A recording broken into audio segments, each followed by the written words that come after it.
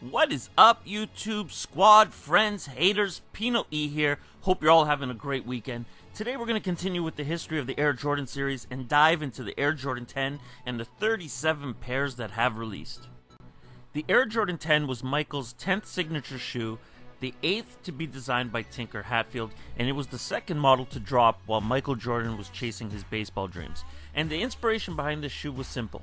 Tinker wanted this model to honor Jordan's career, and his way of doing this was by listing MJ's accomplishments on the outsole of the shoe. Tinker Hatfield took an accomplishment from each year of MJ's career, and here's what's listed on the outsole. 85, Rookie of Year. 86, 63 points. 87, Scoring Title. 88, Dunk Champ. 89, All Defense. 90, Scores 63 points. 91, MVP Championship. 92, MVP Championship. 93, MVP Championship. And 94, Beyond.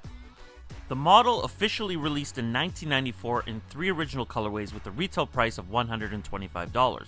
But there was a problem. The first pair to release were the Air Jordan 10 Steel, and Michael didn't like it. The model was already on retail shelves, so it was too late to make any drastic changes, but the OG Steel has one design element that no other pair of 10s had, which was an additional leather toe cap. There was time to remove this from future models, and the toe cap was never brought back to another 10. The other 2 models to drop in 1994 were the Powder Blue and Shadow 10s. In 1995, 5 more pairs released, which were part of the original City series. The pack included the Chicago 10s, New York 10s, the Air Jordan 10 Orlando, Air Jordan 10 Seattle, and the Sacramento 10s. The release method was something different for Nike in that the pairs were only released in the city or region that they were best represented, which meant if you wanted the New York pair but you were in LA, you were out of luck and you needed a plug. The way these released was a success, and collectors were scrambling to get their hands on pairs outside of their cities.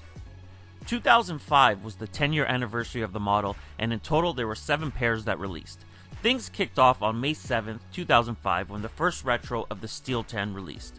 New Retro Plus colorways were introduced, and on June 11th the Ice Blue 10s released, which was then followed by one of the cleanest pair of 10s in my opinion, the Air Jordan 10 Linen, which dropped on July 23rd. 2 more pairs dropped with the Linen 10s on July 23rd, and those were the Air Jordan Retro 10 Black and the women's exclusive Air Jordan 10 Ice Green.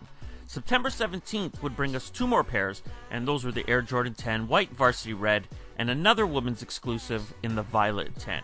In 2005, pricing would remain at $125. In 2008, Jordan Brand was doing their thing with the CDP packs, and on January 19th, the OG Shadow would release, and for the first time the model would have the 2-3 stitched on the side. 2012 is up next, and for the first time in 17 years, Jordan Brand would bring back the Chicago 10s on January 21st, 2012. There were 2 more releases that year. The Air Jordan 10 Old Royal released on February 11th, and on March 24th, Jordan Brand gave us the Stealth 10. Retail price in 2012 was $160. 1 year later, on October 12, 2013, Jordan Brand gave us another retro of the Air Jordan 10 Steel. Only one other 10 released this year, and that was the Dornbecker 10. Retail price in 2013 creeped up another $10, and retail was now at $170. Flip the calendar to 2014, and we get 4 more pairs from Jordan Brand, which included 1 OG and 3 Retro Plus colorways. The first pair to release was on January 11th, and those were the Bobcat 10s, which only 2 weeks later on January 25th would be followed by the Cool Gray 10s. It took 19 years, but on February 22nd, Jordan would retro the Powder Blue 10s for the first time, and the year closed off for the model on March 22nd when the Venom Greens dropped. Retail in 2014 would remain at $170. On to 2015, and 4 more pairs released, and retail jumped to $190. The first 2 pairs to release were on February 14th and 15th, and they were the Bulls Over Broadway and Lady Liberty 10s. When Jordan returned to the league and strapped on the Air Jordan 10, his pair came with a 45 stitched on the side, and on March 28th, Nike would give us this model. The last release that year happened on September 12th, and they were the OVOs, which dropped in limited quantities. And last up is 2016, and this year we got a total of 8 pairs. Continuing with the OVO theme, the Air Jordan 10 Black and Metallic Gold OVO released on February 13th. In similar fashion to 1995, Jordan Brand gave us a city pack, but instead of re-releasing the original colorways and cities, they revamped the collection. This year's pack included Paris, New York, Chicago, LA, London, Charlotte, and Shanghai. It was a strange release method. It was thought that similar to 1995, each pair would drop specific to the region, and that was only sort of true. Some of the pairs dropped as general releases, and others were only released specific to their regions. Retail in 2016 remained at $190.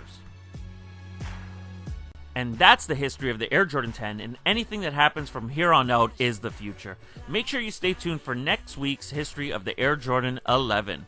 Anyway, if you enjoyed this video, and I hope you did, hit that like button. If you're new around here, subscribe, join the squad. If you have something to say, leave it in the comments below, and I'm out.